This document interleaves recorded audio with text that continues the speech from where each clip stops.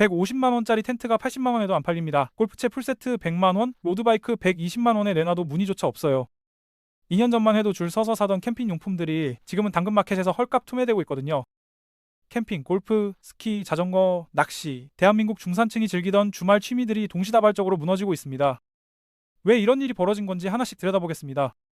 먼저 골프부터 봅시다. 서울 근교한 골프장 사장은 올해가 고비라고 말했어요. 코로나 때 그린피가 30만 원까지 치솟았던 곳인데 지금은 20만 원으로 내려도 손님이 예전만 못하다는 겁니다. 주말인데도 주차장이 반밖에 안 찬다고 하더군요. 골프 이용객은 2025년 기준 470만 명 수준으로 최근 2년간 계속 줄고 있습니다. 코로나 때 폭발했던 골프 붐이 고비용과 트렌드 변화로 꺾이기 시작한 거죠.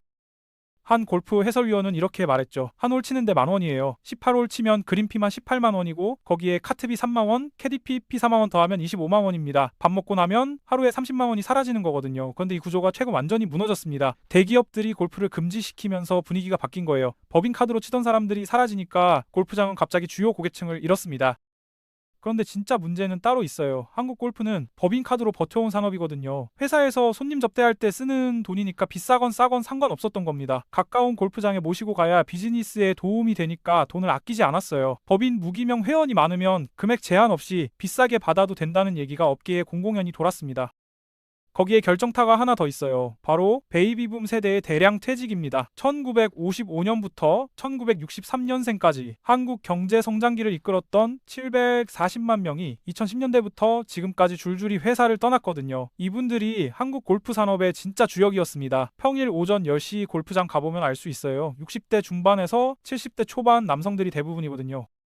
이분들은 30년 넘게 골프를 쳐왔습니다. 과장 시절부터 법인카드로 접대 골프 다녔고 부장 갈고 나서는 주말마다 거래처 모시고 라운딩 돌았어요. 임원 되고 나서는 일주일에 두세 번씩 쳤죠. 회사 돈으로 치는 골프였으니까요. 그분한테 골프는 단순한 춘한 취미가 아니었습니다. 비즈니스였고 인맥이었고 자기 과시였거든요.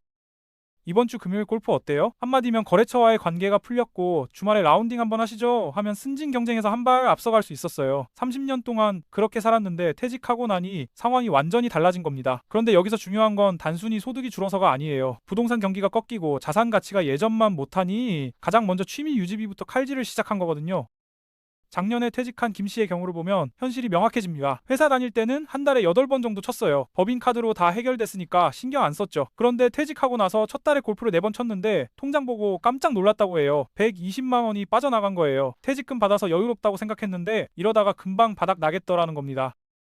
퇴직 후 현실은 냉혹합니다. 국민연금 받아봤자 한 달에 10,000원에서 150만 원이에요. 거기에 개인연금 조금 더해서 200만 원에서 250만 원 정도가 한 달 수입의 전부죠. 그런데 골프를 월 4회만 쳐도 100만 원이 사라지거든요. 한 달 수입의 절반이 골프로 나가는 겁니다. 집 관리비, 식비, 의료비 생각하면 도저히 감당이 안 되는 거예요.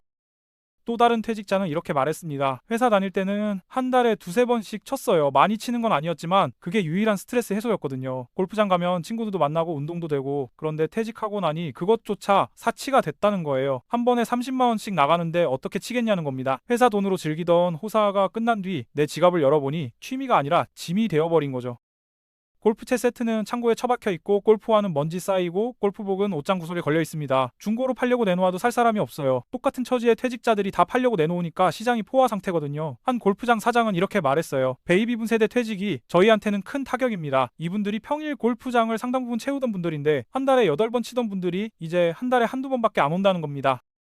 더 안타까운 건 이분들이 젊은 세대한테 골프를 물려주지 못했다는 거예요. 예전 같으면 아버지가 아들 데리고 골프장 가서 이게 인생이야. 골프 배워둬야 나중에 사회생활 하는데 도움돼. 이러면서 전수해줬을 텐데 지금 이 030 세대는 그런 거 안 먹혀요. 아빠 그 돈이면 해외여행도 다녀올 수 있어요. 왜 공 치면서 돈 낭비해요? 이런 반응이거든요. 결국 베이비붐 세대가 골프를 못 치게 되면 한국 골프 산업은 큰 어려움에 직면할 겁니다. 다음은 캠핑입니다. 이건 한국 자영업 DNA의 전형적인 실패 사례예요. 캠핑 시장은 2019년 3조 7천억 원에서 2023년 5조 7천억 원으로 급성장했습니다. 캠핑장 매출도 1조 5천억 원까지 치솟갔어요. 숫자만 보면 대박 산업이죠. 그런데 문제가 있어요. 신규 유입이 끊기면서 개인당 지출액이 떨어진 겁니다. 5년 전에는 1인당 연간 150만 원씩 캠핑용품에 썼는데 2023년에는 100만 원으로 줄었거든요. 기존 캠퍼들은 장비 다 갖췄으니 더 이상 안 사고 새로 시작하는 사람은 급격히 줄어든 거예요. 여기서 캠핑장 사장님들이 치명적인 실수를 합니다. 바가지 장사를 시작한 겁니다. 오토 캠핑장 기준으로 몇 년 전까지 3만원, 4만원 하던 게 지금은 5만원에서 7만원으로 올랐어요. 더 황당한 건 꽤 많은 캠핑장이 1박은 안 받고 무조건 2박만 받는다는 거예요. 카드 결제도 안 되고 현금이나 개이체만 된다고 하고요. 소비자원 조사를 보니 어쩔 수 없이 2박을 예약했던 소비자가 42%나 됐습니다. 직장인들은 1박도 시간 내기 어려운데 2박을 강요하는 거죠. 그러면 어떤 분들은 이렇게 말해요. 내 땅에서 내 마음대로 장사하는데 뭐가 문제냐? 맞는 말입니다. 하지만 버블이 터지는 건 한순간이에요. 우리나라 자영업 DNA를 보면 알 수 있죠. 뭔가 잘 된다 싶으면 우르르 몰려드는 겁니다. 최근 소규모 캠핑장 운영이 화제가 됐어요. 주 2회 운영에 월 매출 1,500만이라는 거예요. 캠핑장 자영업이 요즘 엄청 뜨고 있습니다. 전국 야영장이 3,700개를 넘었다고 해요. 사상 최대치죠. 그런데 제가 정말 마음 아픈 게 뭐냐면 남들이 좋다고 할 때 들어가서 돈 번 사람 보기 어렵다는 겁니다. 이럴 때 제일 이득 보는 사람은 캠핑장 팔고 오는 사람이거든요. 일본이 우리보다 몇 년 먼저 캠핑붐을 맞았는데 지금 어떻게 됐을까요? 스노우피크라는 캠핑 브랜드가 있습니다. 일본에서 잘 나가던 회사인데 시총 4,500억 원대 회사였어요. 그런데 지금은 순이익이 99.9% 줄어들었습니다. 몇백억씩 벌던 회사가 영업이익 1천만 원까지 떨어진 거예요. 일본 캠핑 붐이 1년 반 만에 순식간에 증발했거든요. 갑자기 캠퍼들이 사라지니까 중고 용품 가게에 상품이 엄청나게 쌓이기 시작했고 산까지 사서 캠핑장 만들었던 분들은 난감한 상황이 됐습니다. 한국도 똑같은 길을 걷고 있어요. 중고 시장에는 2년 전 150만 원에 줄 서서 사던 텐트가 지금 80만 원에 올라옵니다. 원가의 절반 넘게 깎았는데도 가격 제한 문의만 들어오고 실제 구매는 없어요. 바가지 장사와 과잉 공급, 이게 캠핑 산업이 흔들리는 진짜 이유입니다. 세 번째는 스키장입니다. 이건 기후 위기와 인력난이라는 이중 충격이에요. 3인 가족이 3박 4일 스키 여행 다녀오면 약 170만 원이 들어요. 월급 한 달치가 거의 사라지는 거죠. 그런데 더 충격적인 건 손님보다 직원이 먼저 도망친다는 겁니다. 지난 겨울 스키장 찾았던 사람들은 이상한 경험을 했어요. 리프트가 멈춰 있고 안전 요원은 보이지 않고 식당은 점심시간인데도 문이 닫혀 있었거든요. 전국 대부분 스키장이 같은 상황이었습니다. 일할 사람이 없는 거예요. 리프트 운영 직원 얘기를 들어보면 답이 나옵니다. 최저 시급 받으면서 영하 10도에서 하루 종일 서 있어야 하는데 누가 하겠냐는 거예요. 흥미로운 건 2022년에서 2023년 시즌 스키장 방문객은 오히려 증가했다는 겁니다. 일부 스키장은 전년 대비 20%에서 49%까지 방문객이 늘었어요. 코로나 이후 회복세를 보인 거죠. 그런데도 스키장이 어려운 이유가 뭘까요? 바로 인력난과 운영비 폭댐입니다. 설상가상으로 처우마저 나빠졌어요. 스키장 운영사들이 수익성 악화로 인건비를 줄이기 시작한 거예요. 정규직은 계약직으로 바뀌고 계약직은 단기 알바로 대체됐습니다. 경력 있는 전문 인력들은 하나둘 떠났고 리프트 정비사나 슬로프 관리사 같은 전문직에 경험 없는 단기 알바가 투입됐어요. 당연히 서비스 품질은 곤두박질 쳤죠? 악순환이 시작된 겁니다. 직원 부족하니까 서비스 엉망이고 서비스 엉망이니까 손님 불만 폭발하고 불만 쌓이면 재방문 떨어지고 재방문 떨어지니까 수익성 악화되고 수익성 악화되니까 인건비 더 줄이는 구조죠. 그런데 여기에 결정타가 하나 더 있습니다. 바로 기후위기예요. 한국 스키장이 왜 비싼지 이해하려면 한국 겨울이 어떻게 생겼는지 알아야 해요. 스키장 만들려면 높은 산, 추운 날씨, 눈이 필요한데 한국은 세 가지 모두 부족하거든요. 국립기상과학원에 따르면 지난 100년 동안 한국 겨울은 18일이나 짧아졌어요. 일본 홋카이도는 겨울 내내 천연 눈이 쏟아져서 별도로 눈 만들 필요가 없는데 한국은 강원도 산간 지역도 거의 100% 인공눈에 의존해야 합니다. 인공눈 만드는 과정은 돈 먹는 하마예요. 대형 제설기 한 대를 하루 종일 가동하면 일반 가정집 10배 넘는 전기를 먹습니다. 한전이 2022년부터 전기요금을 연이어 올렸고 산업용 전기요금은 2년 사이 약 40% 상승했어요. 여기에 기후변화가 겹쳤습니다. 기온 올라가니까 제설기를 더 오래 돌려야 하는 거예요. 10년 전에는 밤에만 제설기 돌려도 됐는데 지금은 새벽부터 오전까지 때로는 낮에도 돌려야 합니다. 스키장 하나를 한 시즌 운영하는데 전기요금만 수십억 원 들어가요. 대형 스키장은 한 시즌 전기요금이 억 원 넘기도 합니다. 문제는 이게 스키장 사장들 잘못이 아니라는 겁니다. 기온 오르는 건 그들이 막을 수 없고 전기요금 오르는 것도 어쩔 수 없거든요. 방문객은 늘었는데 인력난과 운영비 폭등으로 수익성은 악화되는 역설적 상황. 이게 스키장이 흔들리는 진짜 이유입니다. 네 번째는 자전거입니다. 이건 과도한 프리미엄 전략의 실패예요. 코로나 때 자전거 관련 주식이 15% 이상 급등하며 상한가 기록했던 게 엊그제 같은데 지금은 완전히 다른 풍경입니다. 알토는 최근 매출 29% 급감해 42억 원 손실을 기록했어요. 삼천리는 흑자를 유지하고 있지만 일부 프리미엄 브랜드들의 실적 악화가 두드러지고 있습니다. 프리미엄 자전거 브랜드 스캇은 판매 감소와 재고 과다로 최대 40% 눈물의 할인 판매에 나섰는데 2,100만 원대 제품이 1,700만 원대에 팔리고 있어요. 자전거 한 대 가격이 거의 중고차 가격이거든요. 여기서 핵심은 이겁니다. 진입 장벽을 너무 높게 만들었다는 거예요. 로드바이크는 자전거 자체 가격도 비싸지만 헬멧, 고글, 옷 등 전반적으로 돈이 많이 들어갑니다. 제대로 하려면 초기 비용 100만 원 이상 각오해야 해요. 국내 자전거 시장에서 지나친 가격 인상과 각종 용품 가격 올리는 바람에 너무 큰 진입 장벽을 만들었거든요. 그러다 보니 현재 많은 분들이 러닝으로 넘어갔습니다. 러닝화하면 되니까요. 거기에 직구가 너무 쉬워진 것도 문제예요. 과거에는 자전거 하나 구매하려면 무조건 근처 샵으로 달려갔는데 이제는 핸드폰으로 너무 편리하게 주문할 수 있거든요. 알리익스프레스에서 절반 가격에 살 수 있으니 동네 샵이 무너진 겁니다. 자전거 샵 사장님들 매출은 거의 없는 상태고 가족 생활비 벌기 위해 문 일찍 닫고 일용직이나 배달 쪽으로 투잡도 많이 하신다고 해요. 자전거 샵 매출은 수리 공인비와 자전거 판매인데 현재 적자인 매장이 80%가 넘을 거라는 업체 관계자 말이 있었습니다.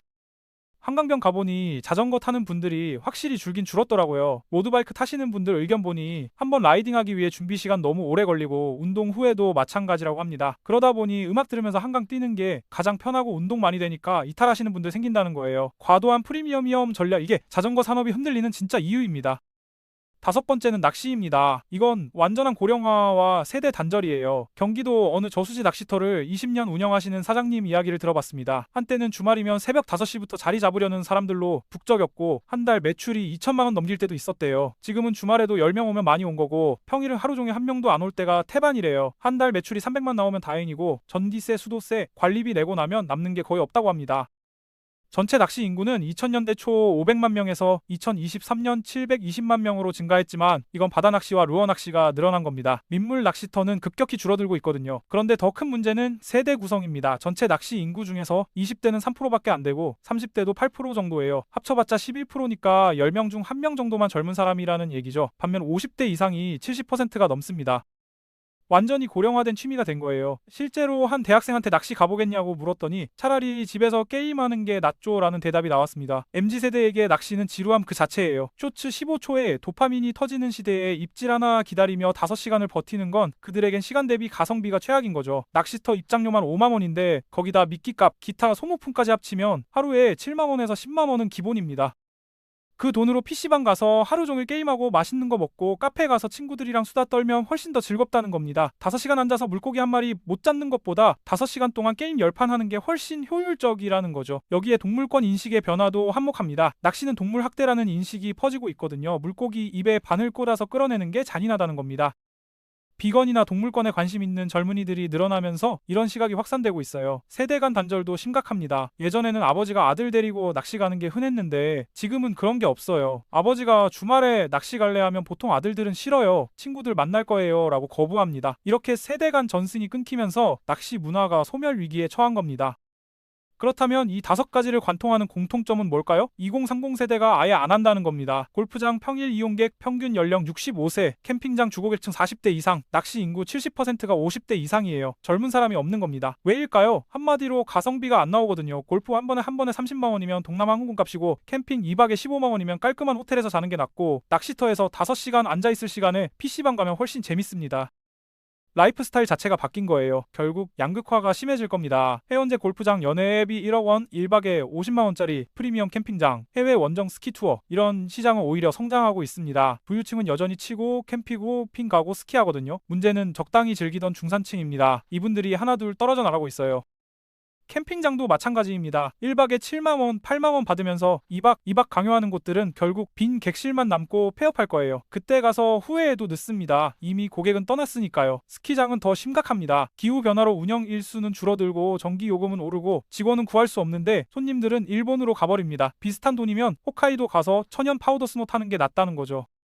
자전거샵, 낚시용품점도 마찬가지입니다. 40년 운영하고 문 닫을 때 남는 건 재고뿐이에요. 헐값에 떨이로 팔아도 다 처리 못합니다. 결국 누가 피해를 볼까요? 피해보는 건 대기업이 아닙니다. 대기업은 이미 해외로 눈 돌렸어요. 진짜 피해자는 동네 자영업자들입니다. 30년, 40년 가게 하나로 가족 먹여 살리던 분들이 하나둘 폐업 현수막 걸고 있어요. 그리고 또 한 명, 퇴직하고 나서 할 게 없어진 세대입니다. 회사 다닐 땐 바빴으니까 주말에 골프나 낚시라도 갔는데 퇴직하고 나니 시간은 많은데 돈은 없어요. 친구들은 여전히 골프장 가는데 나만 요즘 바빠서라며 핑계대고 빠집니다. 돈 없다고 말하기 창피하니까요. 그렇게 모임에서 하나둘 밀려나고 집에서 TV만 보다가 하루가 가는 겁니다.